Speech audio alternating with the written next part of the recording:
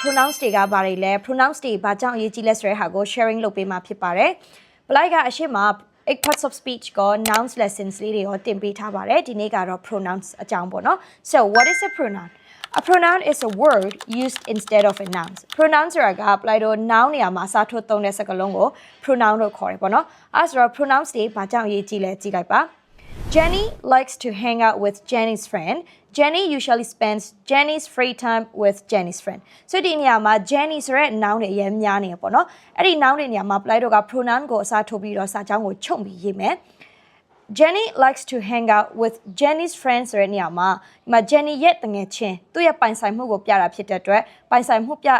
ဒီ possessive pronoun ဖြစ်တဲ့ Blake တို့ her ကိုသုံးလိုက်မယ်ပေါ့နော် her friends နောက်တစ်ခုကကျတော့ Jenny usually spends Jenny's free time ဒီနေရာမှာလဲ Jenny ကအရှိမလဲဖော်ပြပေးပြီးသားဖြစ်တဲ့အတွက် Jenny က subject နေရာမှာရှိတဲ့အတွက် subject pronoun လေးကိုသုံးပေးလိုက်မယ် so she usually spends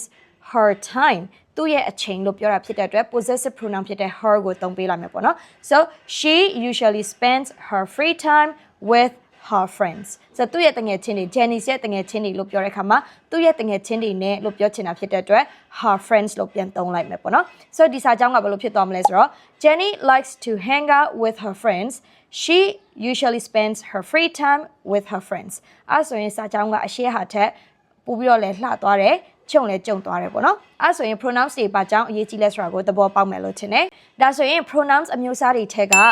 personal pronouns possessive pronouns, reflexive pronouns, indefinite pronouns, interrogative pronouns, and demonstrative pronouns တွေအကြောင်းကိုအသေးစိတ်လေးပြောပြပေးပါမယ်။ပထမအဆုံး personal pronouns. Personal pronouns refer to specific people or things.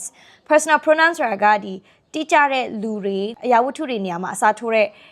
pronouns တွေဖြစ်တယ်ပေါ့နော်။ personal pronoun မှာ apply တော့ subject pronouns နဲ့ object pronouns ဆိုပြီးနှစ်မျိုးရှိတယ်။ so subject pronoun ကကြတော့ subject နေရာမှာနေတဲ့ noun တွေအစားသုံးတဲ့စာလုံးဖြစ်ပြီးတော့ object pronoun ကကြတော့ object နေရာမှာနေတဲ့ nouns တွေအစားအသုံးပြုတဲ့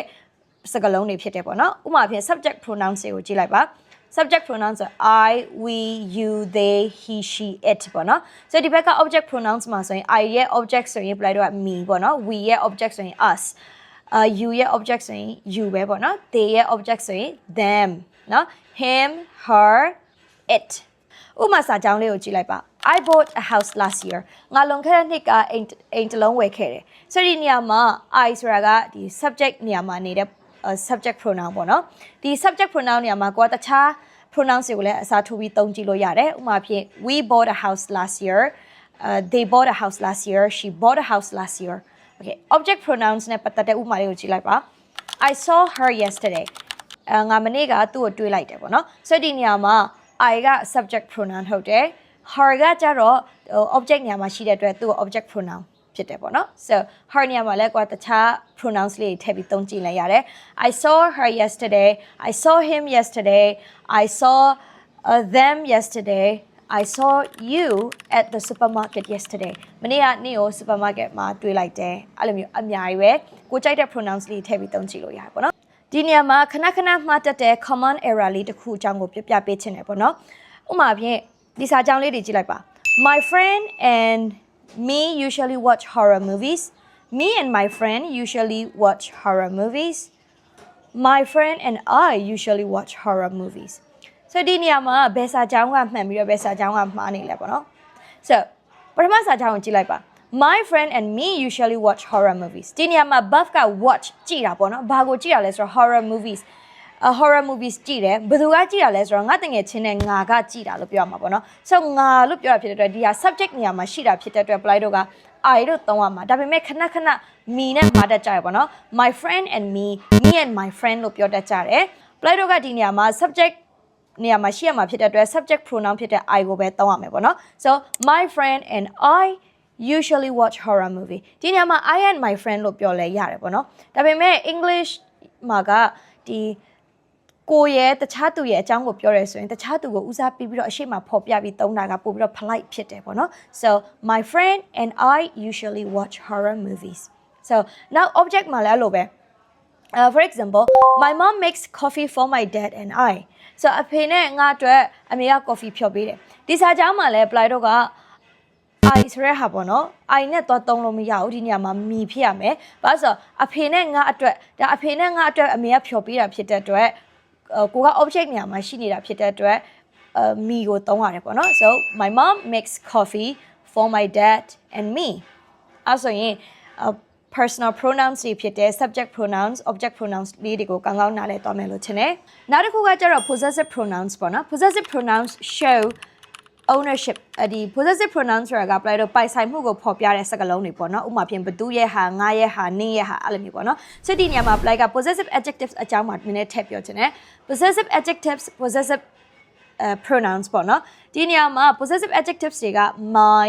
our your their his her its စကားလုံးတွေပေါ့နော် possessive pronouns ကြတော့ mine ours yours theirs his hers its အဲ့ဒီစလုံးတွေဖြစ်တယ်ပေါ့နော်ဥပမာစာကြောင်းလေးကိုကြည့်လိုက်ပါ this is my phone ဒီနေရာမှာ mine က possessive pronoun မဟုတ်ဘူးပေါ့နော် possessive adjective ဖြစ်တယ်ဘာလို့လဲဆိုတော့သူကအနောက်မှာရှိတဲ့ phone ဆိုတဲ့ noun ကိုအထူးပြုတယ် phone ဆိုတဲ့ noun ကိုအထူးပြုတဲ့အတွက်သူက possessive adjective ဖြစ်တယ်ပိုင်ဆိုင်မှုကိုဖော်ပြရတယ်ပေါ့နော်အဲ့ဒါကိုပလိုက်တော့ pronoun နဲ့သုံးချင်တယ်ဆိုရင် mine နဲ့သုံးလို့ရတယ် this phone is mine this phone ဆိုတဲ့ noun အစားပလိုက်တော့က mine ဆိုတဲ့ငါရဲ့ဟာဆိုပြီးတော့သုံးလိုက်တာပေါ့နော် this phone is mine ဥပမာဖြင့် this is our house ဆိုဒီနေရာမှာ our ဆိုတဲ့ဟာကလည်း house ဆိုတဲ့ noun ကိုအထူးပြုတဲ့အတွက်ဒါက possessive adjective ပေါ့နော်ဆိုအဲ့ဒါကို possessive pronoun ကိုသုံးပြီးပြောချင်တယ်ဆိုရင် this house is ours ဒီအိမ်ကငါတို့ရဲ့ဟာဖြစ်တယ်နော် so theirs his hers ကြိုက်တဲ့ဟာလေးသုံးလို့ရတယ်Now to reflexive pronouns. Reflexive pronouns refer back to subject. Reflexive pronouns ဆိုတာက subject တွေကိုပြန်ပြီးတော့အထူးပြုတဲ့နာမ်စားတွေဖြစ်တယ်ပေါ့နော်။ဥပမာဖြင့် myself, herself, yourself, yourselves, themselves, himself, herself, itself. သူ့ကိုကြတော့ subject နဲ့ object တူတဲ့အခါမျိုးမှာ object အနေနဲ့သုံးတယ်ပေါ့နော်။ဥပမာဖြင့် I talk to myself. ငါကိုငါစကားပြောတယ်အဲ့လိုမျိုးပေါ့နော်။ myself ဆိုရယ်ငါကိုငါနော်ဥပမာပြ he cut himself with a knife while peeling a mango သူတရားတီလှီးနေတော့မှတရားတီအခွာနေတော့မှဒါနဲ့တော့သူထိမိသွားတယ်ပေါ့နော်ဆိုဒီနေရာမှာ he cut himself object နေရာမှာပဲအဲ့ဒါလေးကိုပြန်သုံးပေးထားတာပေါ့နော်နောက်ထပ် reflexive pronoun ကို by နဲ့တွဲသုံးတဲ့အခါမှာတယောက်တည်းဆိုတဲ့အဓိပ္ပာယ်ရတယ်ပေါ့နော် alone without help ဘသူရဲ့ကူညီမမပါဘဲနဲ့ကိုတိုင်းကိုတယောက်တည်းဆိုတဲ့အဓိပ္ပာယ်ပေါ့နော် for example I live by myself in Yangon ငါရန်ကုန်မှာငါတယောက်တည်းနေတယ် we live by ourselves in Yangon နောက်ထပ် you can't move this table by yourself နင်တယောက်တည်းဒီစပွဲကိုရွှေ့လို့မရဘူးဒီနေရာမှာတယောက်တည်းဖြစ်တဲ့အတွက်နင်ဆိုရက်တယောက်တည်းဖြစ်တဲ့အတွက် yourself မှာ SELF နဲ့ပြောတာပေါ့နော်အဲ့လိုမျိုးမဟုတ်ဘဲနဲ့ apply တော့က you two can't move this table by yourselves အဲ့လိုပြောချင်တဲ့အခါမှာ SELVES နဲ့ပြောရတယ်ဘာလို့ဆိုနင်တယောက်တည်းလို့ပြောရဲဆိုရင် apply တော့ your SELF ကိုသုံးတယ်နင်တို့တွေအဲ့လိုပြောချင်တဲ့အခါမှာ SELVES ကိုသုံးတယ်ပေါ့နော် you two can't move this table by yourselves so yourself ကကျတော့နှစ်ခုရှိတယ်နင်တယောက်တည်းအဲ့လိုပြောချင်တဲ့အခါမှာ yourself SELF ကိုသုံးပြီးတော့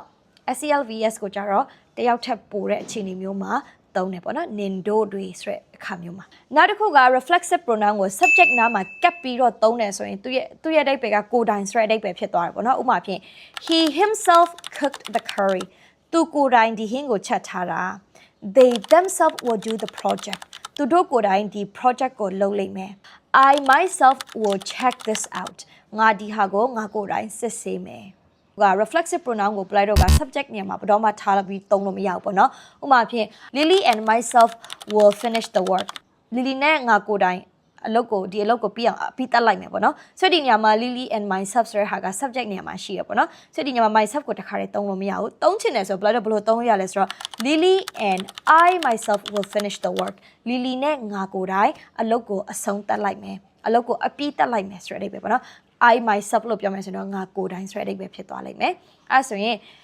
ဒီ reflexive pronoun က subject နေရာမှာထားပြီးမသုံးပါဘူး။ Now to indefinite pronouns. An indefinite pronoun refers to non-specific people or things ပေါ့နော်။ So indefinite pronoun တွေဆိုတာကဘယ်သူတူတယောက်ကိုမျှရည်ညွှန်းတာမဟုတ်ဘူးဘယ်ဟာကိုမှရည်ညွှန်းတာမဟုတ်ဘဲနဲ့ generally ပြောချင်တဲ့အခါမှာသုံးတယ်။ဥပမာဖြင့် everybody, everyone, everything, everywhere, somebody, someone, something, somewhere anybody anyone anything anywhere nobody no one nothing nowhere each either neither ဆိုတဲ့စကားလုံးမျိုးတွေပေါ့နော်ဆိုတော့ဒီမှာပေးထားတဲ့စကားလုံးတွေက singular ပေါ့နော်အနည်းတွေဖြစ်တဲ့အတွက်စာကြောင်းထဲမှာသူ့ကို subject နေရာမှာထည့်သုံးတယ်ဆိုရင် verb မှာ ses ထည့်ပေးရတယ်ပေါ့နော်ဥပမာစာကြောင်းလေးတွေကိုကြည့်လိုက်ပါပိုပြီးရှင်းသွားလိမ့်မယ် everyone is beautiful in different ways လူတိုင်းကသူ့နည်းသူ့ဟန်နဲ့သူလှတယ်ပေါ့နော်ဆိုတော့ဒီနေရာမှာ everyone ကလူတိုင်းလို့ပြောတာဖြစ်တဲ့အတွက်မြန်မာလိုဘာသာပြန်မယ်ဆိုရင်လူအများကြီးကိုပြောတာပေါ့နော်လူတိုင်းကိုပြောတာဖြစ်တဲ့အတွက်အများလို့ထင်ရတယ်သူက everyone ဆိုတာကလူတစ်ယောက်ချင်းစီတိုင်းကိုပြောတာဖြစ်တဲ့အတွက်အနည်းလို့ယူဆတာပေါ့နော်ဆို everyone is beautiful is နဲ့တွဲသုံးပေးရတယ်ပြီးတော့ everyone ကဒီနေရာမှာဘသူကမှယဉ်ညွှန်းချင်တာမဟုတ်ဘူးလူတိုင်းဆိုတော့ generally ပြောတာပေါ့နော်နောက်တစ်ခုကကျတော့ is anyone upstairs တယောက်ယောက်များပေါ်ထပ်မှာရှိလားဆိုတော့ဒီနေရာမှာတယောက်ယောက်များလို့ပြောကြတယ်သူကလည်းမတေချာဘူးပေါ့နော်ဘသူကိုလို့ယဉ်ညွှန်းတာမဟုတ်ဘူးတယောက်ယောက်များပေါ်ထပ်မှာရှိသလား nobody is perfect ဘသူမှ perfect မဖြစ်နေဘူးပေါ့နော်ဆိုတော့ဒီနေရာမှာလည်းပလိုက်တော့က nobody ဆိုတာကဘယ်သူမှမဟုတ်ဘူးဆိုကြတဲ့အနည်းပဲပေါ့နော်ဆိုတော့ is နဲ့သုံးတယ်ပြီးတော့ဘယ်သူကိုမှလည်းယဉ်ညွှန်းတာမဟုတ်ဘူးနောက်တစ်ခါ you look sad is something wrong နေဝန်နေတယ်လို့ပဲတခုခုများမှားနေလားပေါ့နော် something ဆိုတော့လည်းဘယ်တခုကိုယဉ်ညွှန်းချင်တာမျိုးမဟုတ်ဘူးတခုခုဆိုပြီးတော့ generally ပြောတာပေါ့နော်သူကလည်းအနည်းဖြစ်တဲ့အတွက် is နဲ့ပဲတွေ့သုံးတယ်နောက်တစ်ခုကကျတော့ I will take you somewhere nice ငါနေကိုကောင်းတဲ့နေရာတခုခုပို့ပေးမယ်ပေါ့နော်ဥပမာဖြင့် yeah so somewhere ဆိုတာကလည်းဘယ်နေရာလို့အတိအကျမဟုတ်ဘူး somewhere nice ပေါ့နော်အဲ့လိုမျိုးလေးပေါ့အဲ့ဆိုရင် indefinite pronouns တွေကိုနားလည်သွားမယ်လို့ထင်တယ် indefinite pronouns တွေကခုနပြောသလိုပဲဘယ်သူဘယ်ဝါဘယ်ဟာကိုလို့ယဉ်ညွှန်းတာမျိုးမဟုတ်ဘဲနဲ့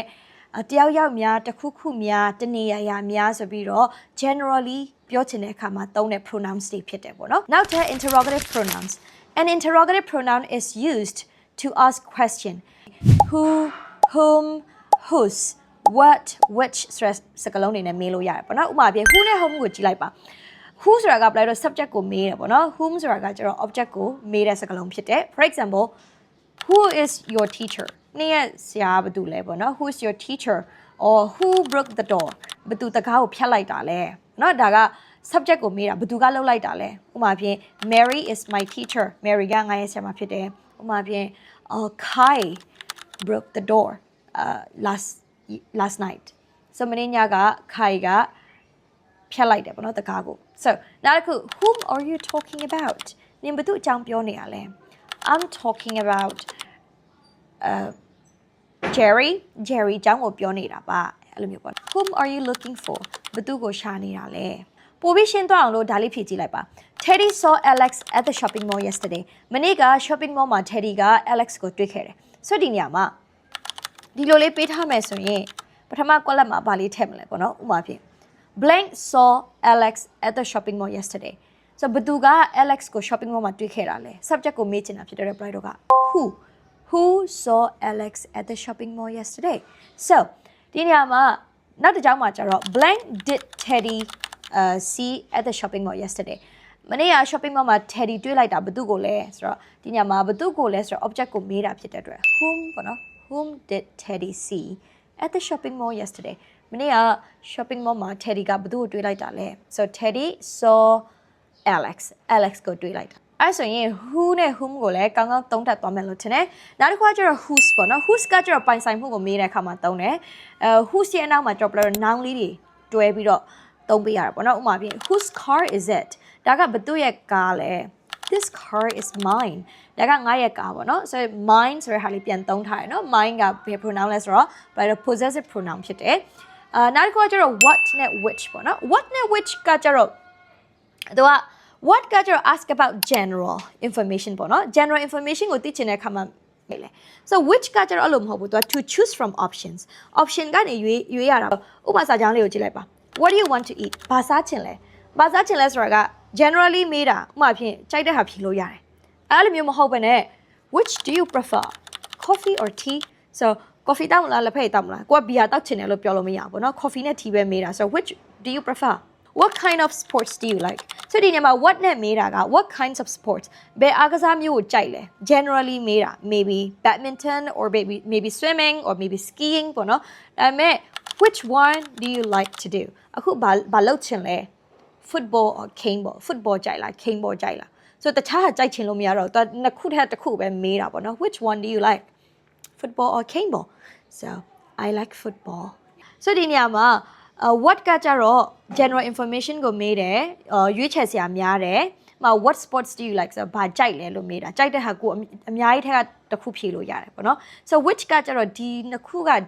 ထက်ကဘယ်ဟာကိုကြိုက်လဲ option ဆဲကရွေးခိုင်းတာပေါ့နော်အဲ့လိုမျိုးမှသုံးတယ် so အဲ့ဒါဆိုရင် what နဲ့ which နဲ့လည်းဘယ်လိုမေးရမလဲသိသွားမယ်လို့ထင်တယ်နောက်ဆုံးတစ်ခုကကြတော့ demonstrative pronouns ပေါ့နော်သူကကြတော့အညွှန်းနံစားတွေ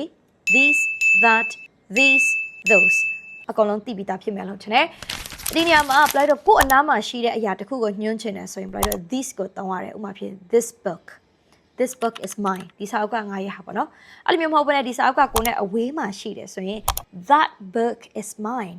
that book အဲ့ဒီစာအုပ်ကငါရဲ့စာအုပ်ဖြစ်တယ်အဲ့လိုမျိုးမဟုတ်ဘဲနဲ့ကိုကစာအုပ်တွေအများကြီးကိုပြောချင်တယ်ဆိုရင်စာအုပ်တွေအများကြီးကိုယ်အနားမှာရှိတဲ့စာအုပ်အများကြီးကိုပြောချင်တယ်ဆိုရင် these THESE ကိုသုံးရတယ် these books are mine ဒီစာအုပ်တွေကငါရဲ့စာအုပ်ဖြစ်တယ်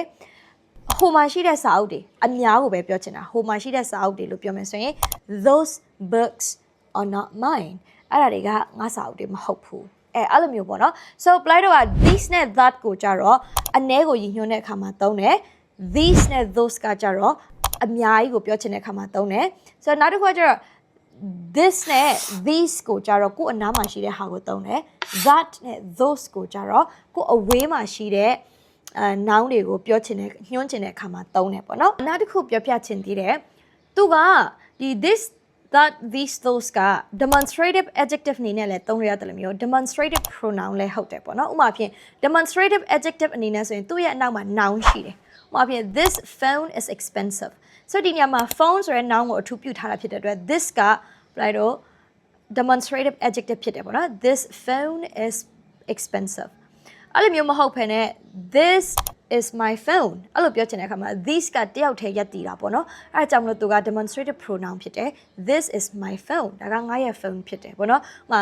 those shoes are mine အဲ့ဒီ shoes တွေကငါရဲ့ဟာတွေဖြစ်တယ်ပေါ့နော်ငါရဲ့ဖနက်တွေဆိုတော့ဒီနေရာမှာအဲ့ဒီ shoes ဆိုတဲ့ noun ကို those ကအထူးပြုထားတယ်အဲ့ကြောင့်မလို့ those က demonstrative adjective ဖြစ်တယ်အဲ့လိုမျိုးမဟုတ်ဘဲနဲ့ပြောတော့ those are my shoes အဲ့ဒီခါတွေကငါရဲ့ဖနက်တွေဖြစ်တယ်လို့ပြောချင်တဲ့အခါမှာ those are my shoes so those ကကြတော့demonstrative pronoun ဖြစ်တယ်ပေါ့နော်အဲ့ဆိုရင် demonstrative pronoun ဆိုတာလေဘာလဲဆိုတာကောင်းကောင်းသိသွားမယ်လို့ထင်တယ်ဒီထဲမှာနောက်ထပ် relative pronouns အကြောင်းလည်းပြောပြချင်သေးရပေါ့နော်ဒါပေမဲ့ဗီဒီယိုကအရင်ရှည်သွားမှဆိုတာရယ် relative pronoun ကနည်းနည်းရှုပ်တာရယ်ကြောင့်လေ black က relative pronoun ကိုကြတော့နောက်မှပဲတီးတန့်တက်လုပ်ပေးမယ်ပေါ့နော် pronoun တစ်ခုချင်းစီကိုexercise လေးနဲ့တွဲပြီးတော့လည်းသင်ပေးမယ်ပေါ့နော်အခုကကျတော့ pronouns အကုန်လုံးကို generally ပြောတာဖြစ်တဲ့အတွက် exercise တွေတော့အများကြီးမထည့်ပေးနိုင်ဘူးပေါ့နော်အဲဆိုရင် apply တော့နောက်ထပ် verb အကြောင်းတွေ adverb အကြောင်းတွေအများကြီးသင်ပေးစရာရှိသေးတာဖြစ်တဲ့အတွက်နောက်ဗီဒီယိုလေးတွေကိုလည်းစောင့်ပေးပြီးတော့ကြည့်ပြီးလေ့လာစေချင်တယ်ပေါ့နော်အားလုံးကိုကျေးဇူးတင်ပါတယ် thank you bye